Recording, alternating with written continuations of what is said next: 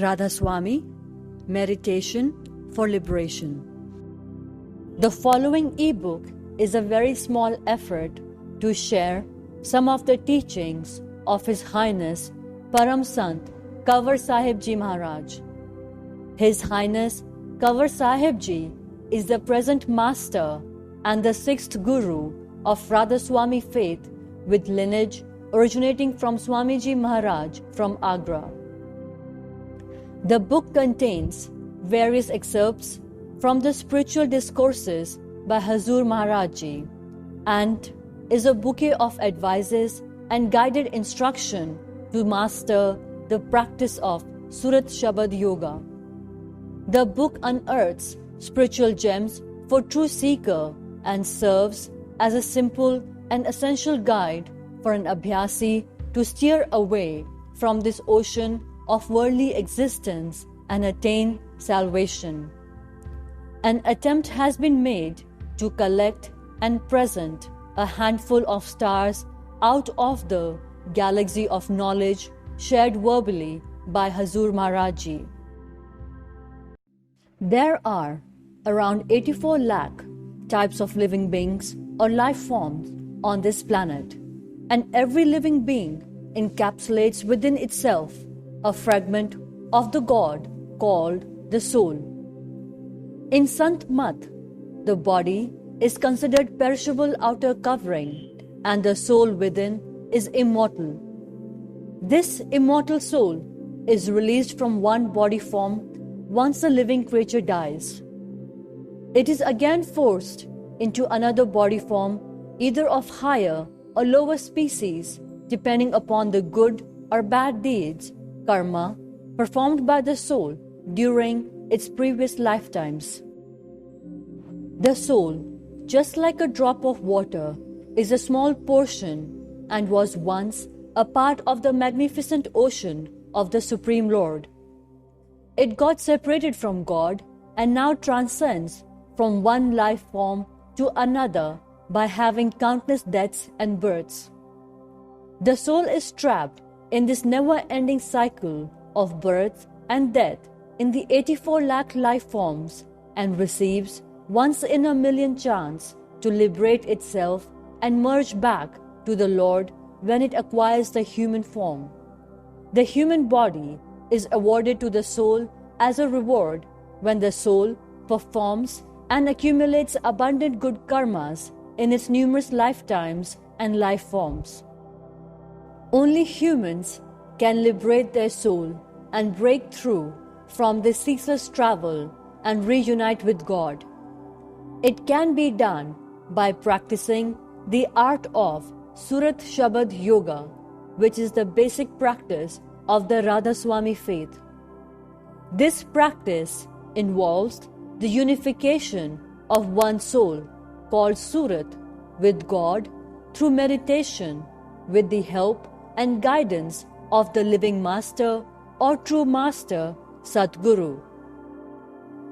The true master is the one who himself has attained enlightenment after years of practice or abhyas of this yoga and is the master of Nam, the holy name, or the sacred word or Lord's chant, and has transcended all the 18 celestial, spiritual plane himself. The true master can unravel the secrets and meaning of 52 letters, the identity of all the 10 types of shabad, explain about all the colors, sounds, and visions associated with each spiritual plane, and is capable of guiding the seeker soul to the liberation realm. Supreme Lord is omnipotent and omnipresent and resides in a radiant form in the Radha Swami realm, the uppermost 18th spiritual plane. The holy name Radha Swami is also the name of the sound current present in this topmost region. The term Radha means the soul and Swami means the Lord, and hence the merging of the soul with the Lord is called Radha Swami. Every soul has parted from the Lord and transcended downwards from this Radha Swami realm. The soul flowed down with the help of inner sound current, the chord of shabad or the word, and traversed down through 6 luminous spiritual planes and then down to another 6 astral planes, all of them located above the inner third eye. And finally, from this third eye, it traversed further down to the 6 physical planes of the body right up to the rectal bottom.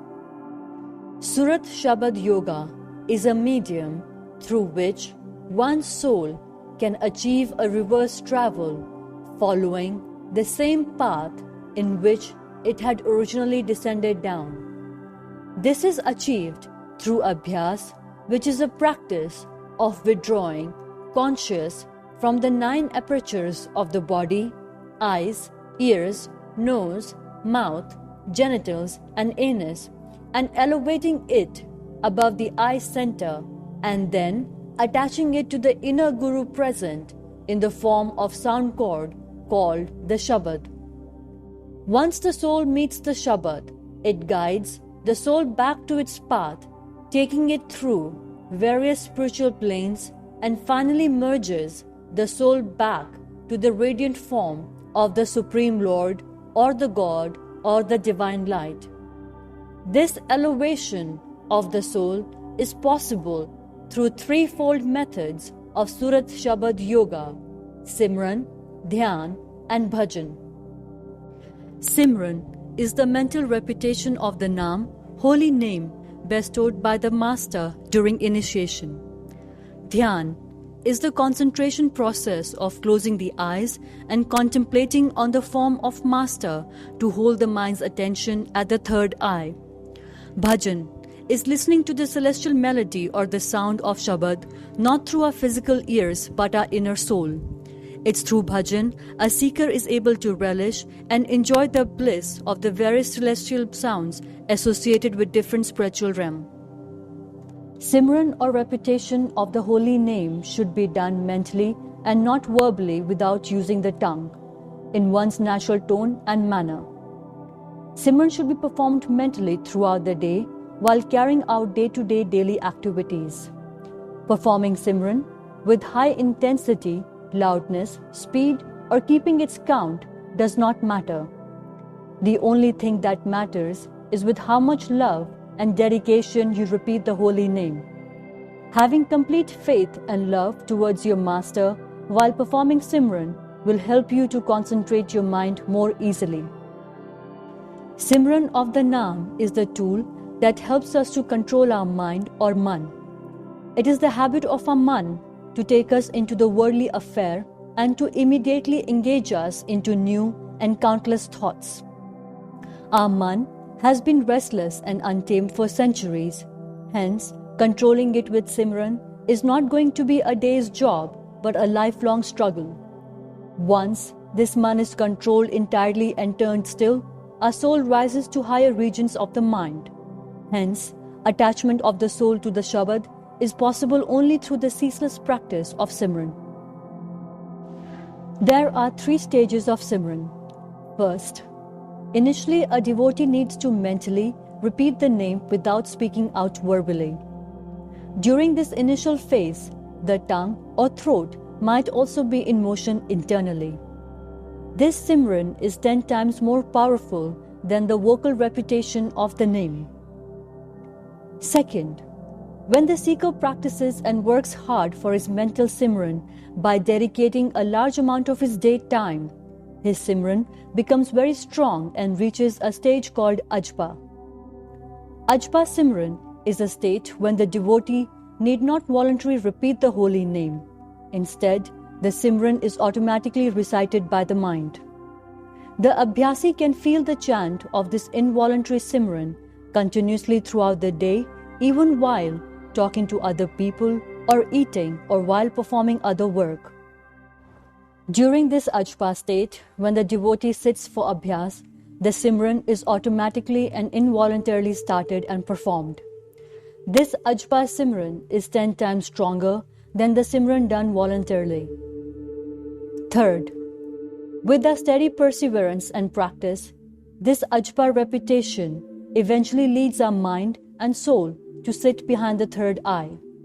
At this stage, both Ajpa and voluntary Simran vanishes and gives way to the third stage called Anhad. Anhad is a never-ending and unceasing Simran state which keeps on repeating 24 hours a day and with every breath. It is 10 times more powerful than the Ajpa Simran and eventually leads our soul to our final resting place, the Radha Swami realm.